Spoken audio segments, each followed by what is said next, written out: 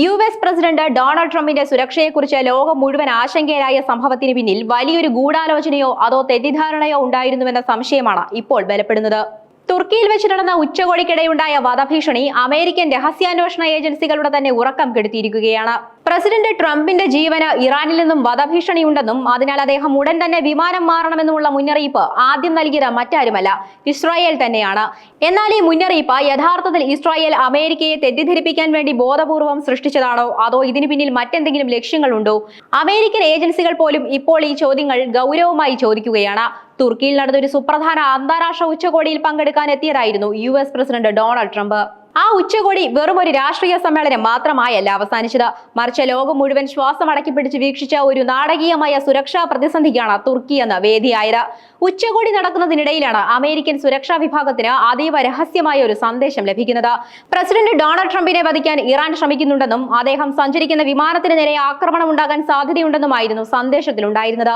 ഈ ഭീഷണി ലഭിച്ച ഉടൻ തന്നെ അമേരിക്കൻ സീക്രട്ട് സർവീസും സൈന്യവും അതീവ ജാഗ്രതയിലായി.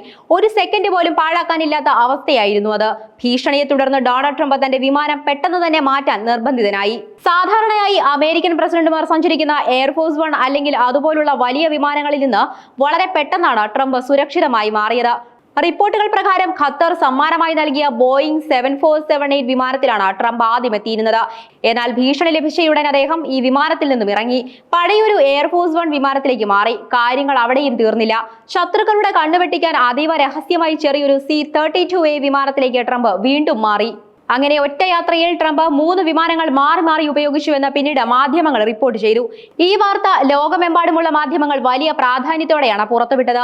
പിന്നീട് ഒരു അഭിമുഖത്തിൽ ട്രംപ് തന്നെ ഈ സംഭവങ്ങൾ സ്ഥിരീകരിക്കുകയും ചെയ്തിരുന്നു. ഈ നാടകീയ സംഭവങ്ങൾക്ക് ശേഷം മാധ്യമങ്ങളുടെ ചോദ്യങ്ങൾക്ക് മറുപടി നൽകവേ ഡൊണാൾഡ് ട്രംപ് വളരെ നിർണായകമായ ചില കാര്യങ്ങൾ കൂടി വ്യക്തമാക്കിയിരുന്നു. തനിക്ക് ലഭിച്ച ഭീഷണികളെക്കുറിച്ചോ അതിന്റെ ഉറവിടത്തെക്കുറിച്ചോ ഉള്ള കൃത്യമായ വിവരങ്ങൾ വെളിപ്പെടുത്താൻ അദ്ദേഹം തയ്യാറായില്ല എങ്കിലും തനിക്ക് ലഭിച്ച ഔദ്യോഗിക നിർദ്ദേശങ്ങൾ അദ്ദേഹം കർശനമായി പാലിക്കുകയായിരുന്നുവെന്ന് വ്യക്തമാക്കി. സീക്രട്ട് സർവീസിൽ നിന്നും അമേരിക്കൻ സൈന്യത്തിന്റെ ഉന്നത കമാൻഡർമാരിൽ നിന്നും തനിക്ക് ലഭിച്ച ഉപദേശം അനുസരിക്കുക മാത്രമാണ് താൻ ചെയ്തതെന്നുമാണ് ട്രംപ് പറഞ്ഞത്. മുൻപ് സ്വന്തം തെരഞ്ഞെടുപ്പ് റാലികൾക്കിടയിലും മറ്റും വധശ്രമങ്ങളെ അതിജീവിച്ച ട്രംപിനെ സംബന്ധിച്ചിടത്തോളം തന്റെ ജീവന് നേരെയുള്ള ഏത് ചെറിയ മുന്നറിയിപ്പും അതീവ ഗൗരവത്തോടെ കാണാൻ അദ്ദേഹത്തിന്റെ സുരക്ഷാ ഉദ്യോഗസ്ഥർ നിർബന്ധിതരായിരുന്നു. എന്നാൽ ഈ സംഭവത്തിന് പിന്നിൽ പ്രവർത്തിച്ച അമേരിക്കൻ ഏജൻസികളുടെ അകക്കാഴ്ചകളിലേക്ക് വാഷിംഗ്ടൺ പോസ്റ്റ് വെളിച്ചം വീശിയപ്പോഴാണ് കഥയിലെ യഥാർത്ഥ ട്വിസ്റ്റ് പുറത്തു വന്നത്. വാഷിംഗ്ടൺ പോസ്റ്റിന്റെ റിപ്പോർട്ട് പ്രകാരം ഭീഷണി യാഥാർത്ഥ്യമായിരുന്നുവെന്ന് സീക്രട്ട് സർവീസ് കരുതിയെങ്കിലും സെൻട്രൽ ഇന്റലിജൻസ് ഏജൻസിയായ CIA ഈ ഭീഷണിയെ അത്ര കണ്ട ഗൗരവമുള്ളതായി കണക്കാക്കിയിരുന്നില്ല എന്നതാണ് ഏറ്റവും കൗതുകകരമായ കാര്യം.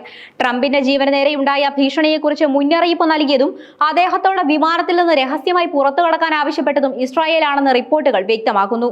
വധശ്രമത്തെക്കുറിച്ചുള്ള ആശങ്ക ഇസ്രായേൽ കൺതുറന്നറിയിച്ചിരുന്നുവെങ്കിലും CIA ഉദ്യോഗസ്ഥർക്ക് അതിൽ വലിയ വിശ്വാസമോ ഉറപ്പോ ഉണ്ടായിരുന്നില്ല എന്ന ഉദ്യോഗസ്ഥരിൽ ഒരാൾ പിന്നീട് വെളിപ്പെടുത്തുകയുണ്ടായി. ഇറാനിൽ നിന്നുള്ള ഭീഷണിയെക്കുറിച്ചുള്ള ഈ റിപ്പോർട്ടുകൾ പൂർണ്ണമായും ഇസ്രായേലിൽ നിന്നും ഉത്ഭവിച്ചവയായിരുന്നു. അമേരിക്കൻ രഹസ്യാന്വേഷണ ഏജൻസികൾ സ്വയം കണ്ടെത്തിയ വിവരങ്ങളായിരുന്നില്ല ഇത്. മാത്രമല്ല ഇസ്രായേൽ നൽകിയ ഈ വിവരങ്ങൾക്ക് വേണ്ടത്ര വിശ്വാസ്യതയില്ലെന്നാണ് US രഹസ്യാന്വേഷണ ഏജൻസികൾ പിന്നീട് വിലയിരുത്തിയത്. അതായത് ഇറാൻ ട്രംപിനെ വധിക്കാൻ പദ്ധതിയിടുന്നു എന്ന തരത്തിലുള്ള ഇസ്രായേലിന്റെ മുന്നറിയിപ്പുകൾക്ക് പിന്നിൽ ഉറച്ച തെളിവുകൾ ഉണ്ടായിരുന്നില്ല എന്നും അത് വെറും സംശയങ്ങളുടെയോ അല്ലെങ്കിൽ ബോധപൂർവം സൃഷ്ടിക്കപ്പെട്ടതോ ആയ വിവരങ്ങളാകാമെന്നുമാണ് CIA വൃത്തങ്ങൾ കരുതുന്നത്. ഈ നിർണായക വിലയിരുത്തൽ അപ്പോൾ തന്നെ ട്രംപിന്റെ സുരക്ഷാ സംഘത്തെയും അറിയിച്ചിരുന്നു. എന്നാൽ മുൻകാലങ്ങളിലെ വധശ്രമങ്ങളുടെ പശ്ചാത്തലത്തിൽ 1% പോലും റിസ്ക് എടുക്കാൻ സീക്രട്ട് സർവീസ് തയ്യാറായിരുന്നില്ല. വിവരങ്ങളുടെ വിശ്വാസ്യത കുറവാണെങ്കിലും ട്രംപിനെ മാറ്റാൻ അവർ തീരുമാനിക്കുകയായിരുന്നു.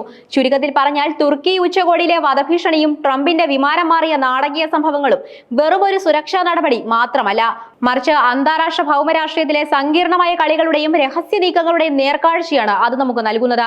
ഇസ്രായേൽ അമേരിക്കയെ തെറ്റിദ്ധരിപ്പിച്ചതാണോ എന്ന ചോദ്യം ഇന്ന് ശക്തമാകുന്നു. വിവരങ്ങളുടെ വിശ്വാസ്യതയില്ലായ്മയെക്കുറിച്ച് CIA മുന്നറിയിപ്പ് നൽകിയിട്ടും രാഷ്ട്രീയമായ സമ്മർദ്ദങ്ങളും മുൻകാല അനുഭവങ്ങളും കാരണം സുരക്ഷാ ഏജൻസികൾക്ക് വഴങ്ങേണ്ടി വന്നത് അമേരിക്കയുടെ നയതന്ത്ര രംഗത്തെ വലിയൊരു വീഴ്ചയായിട്ടാണ് പലരും വിലയിരുത്തുന്നത്.